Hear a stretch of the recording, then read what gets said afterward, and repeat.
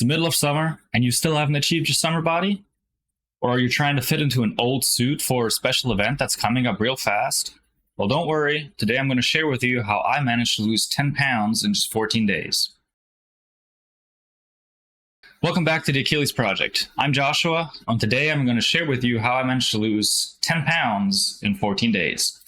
So the first thing that's probably most important is to just have a plan. You don't just want to dive into an extreme weight loss in a sense like that without a plan, because then you're just going to find yourself going crazy, right? You're going to find yourself, oh, let me snack here, let me eat this here. I didn't plan this meal out properly, so let me just go ahead and eat this. Oh, I don't have this ready to go, so let me just eat this. And then on the way home, you weren't considering, oh, there's a restaurant right there that I always go to after work, so let me go ahead and grab a quick bite. So without a plan, there's not really any structure for you to ultimately reach the goal that you're trying to get to. So the plan I'm wanting to propose, the plan that I followed for this time frame, was actually fasting. Now, what I think a lot of people think when they hear fasting is like, oh, I'm going to be starving. Like, the goal here is to starve myself for 14 days and then just start eating afterwards again. Like, the common thing is the yo-yo effect is where you jump into a fad diet for a little bit, you lose the weight, but then afterwards you jump right back into old habits, the old lifestyle, and then immediately put the weight back on, and even extra weight, because you didn't take into consideration that the dietary change should not just be like a fad thing, like, oh yeah, I'm going to do this for a month, 2 months, 3 months. No, this needs to be a lifetime change and a lifestyle change that you have to go through in order to maintain the goals that you've already achieved for yourself. So fasting itself is not starvation, because starvation would be, hey, I don't have any food, I can't eat, right? But with fasting, it is more of a deliberate and controlled absence of food. You can choose to eat if you wanted to, but you are going to build that mental toughness and mental resiliency to actually stick it through and be like, hey, I could eat, but I don't need to eat, because this is not a life or death situation. Because that is not something that we would want to do, right? We don't want to risk life or death to just lose some weight, even though that is a very extreme way that you can probably achieve your goal in the long run. So fasting, targeted fasting itself, is a very powerful tool for weight loss, because you have your set increments of when you can eat, when you don't eat. And that will then prime your body into actually starting to burn all the reserves that it has stored up for you. So one of the concepts in fasting that has been very popular these days has been intermittent fasting. It is very effective for fat loss, and it is really only constricting your time frame from when you're allowed to eat. You still eat pretty much every day. It just cuts down to only eating certain hours in the day instead of, well, breakfast, snack, lunch, snack, dinner, maybe another snack before bed, right? You'll then only condense it down to eating for like 3, 4, 5, 6, maybe 8 hours in the evening, and then the other 16 hours you're just not going to eat. So another benefit of fasting itself is actually improved mental clarity.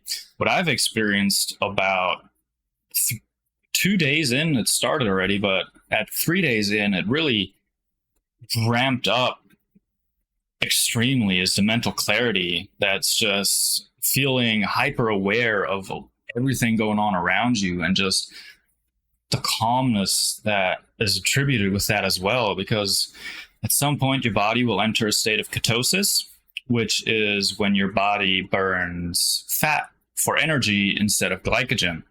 So once all of your glycogen stores are used up, your liver will then switch over. Well, at first it starts off burning the ketones in the liver, and then after that, your body will start breaking down fat in order to maintain energy, and that will then create the ketones, which will provide that very calm but sustained energy throughout. And then that ketosis itself, again, as you're breaking down fat, it's fat loss right there. It's using what you already have in your body as energy to propel you forward throughout the day. So I want to propose some different types of fasting that I ended up doing in this 14-day period. It was partially intermittent fasting, but but not so much. Well, actually, no, it wasn't intermittent fasting. But we have intermittent fasting, where again, we have a dedicated time frame and eating window that we allow ourselves. So a very common one is 16 hours of no food and then 8 hours that we're allowed to eat. Or you can turn that up, even shrink that window down a little bit more, down to 4 hours of eating and then 20 hours of not eating, to actually minimize the time you allow yourself to consume calories in the end. Because ultimately, weight loss comes back down to calories in versus calories out, right? So the approach that I went for is partially having fasting windows. There's going to be days where there's no food, and then an OMAD approach, which is 1 meal a day, OMAD. So there's a few days of no food at all, and then every once in a while, we're going to consume 1 meal a day. This meal itself is going to be a pretty big meal. I mean, pretty hefty meal to still get in the calories that our body needs to stay sustained healthily, because we still want the micronutrients that we need, as well as some of the macronutrients, just to make sure that our body doesn't break itself down in order to sustain itself, right? We don't want to break down our muscles in order to keep going. We want to build a strong, healthy body. So we're aiming to do and assist our body in is just give it more fat for fuel to then keep going. So ultimately, with the fasting protocol itself, we will then adapt a more ketogenic diet in which we will consume a lot more fat throughout our meal, medium protein intake, and a very low carbohydrate intake to once again maintain that ketosis and just burn as much fat as we possibly can. So, and then there's also what I call Ascension Days, or the extended fasting days. That is when you go at least 3 days or more for an extended period of time without any food. During that time frame, you will really dive deep into your state of ketosis, as well as the just mental clarity kind of gets boosted even more, because it's been shown that the more time you spend without food and in ketosis, your dopamine and epinephrine will actually increase in your brain, allowing you to be a lot more focused. Because think about it in a sense of our ancestors, right? What if they went for 2-3 days without food, and now they're just feeling more tired and lethargic, preventing them from actually going out finding and hunting more food, right? So our bodies naturally give us the energy we need, the focus we need to then get after it and go out and procure the food that we would have needed to survive.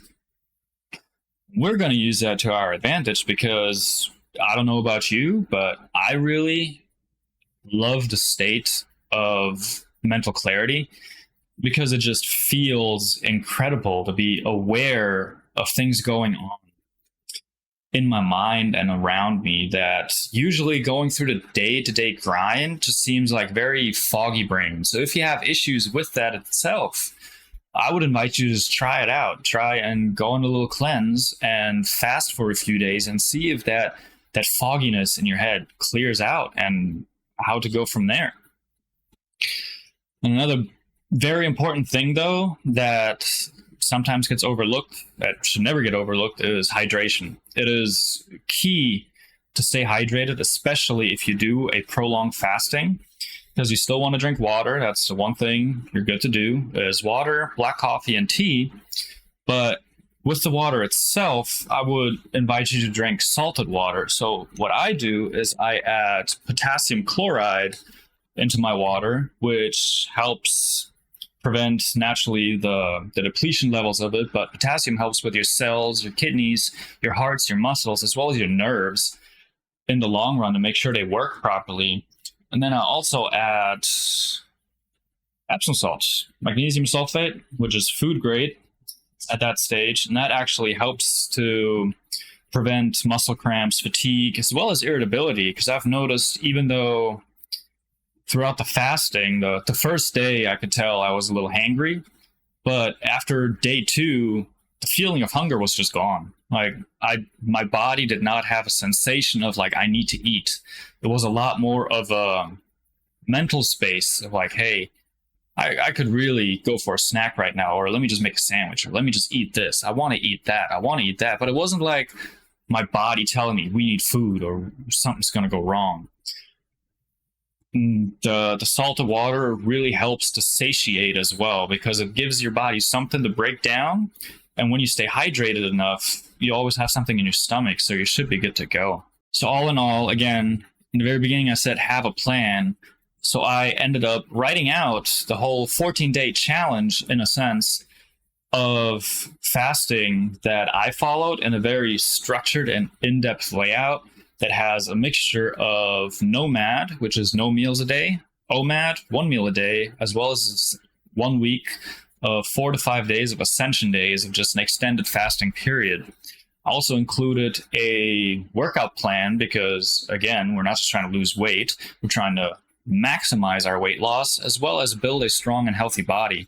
So exercising is still important, but we have to be very strategic in how we exercise in a fasted state, because if we do too much, our body will end up breaking down muscles instead of fat for energy, and that is something that we don't want to lose. And overall, the fasting that I propose in that program is a very holistic approach because of not just the fasting, but also the exercise. And I include a nutrition protocol as well as some sample meals that you can go for. So if you're interested in learning about this fasting challenge or anything else that we might have to share on this channel and in the future, go ahead and check out the link below and join our community, because I'm trying to build a community of like-minded individuals that are seeking to be the best version of themselves and to become the greatest warrior in their own life, such as I am striving to be for mine.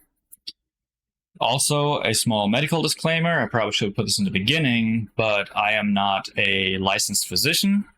So what I am proposing here is primarily educational and just for you to look into yourself. And I would definitely recommend, if you decide to follow through with a fast like this, consult with your physician first, just to make sure everything is good to go. Other than that, there's nothing left for me. If you want to see more, like and subscribe, and I will see you in the next video.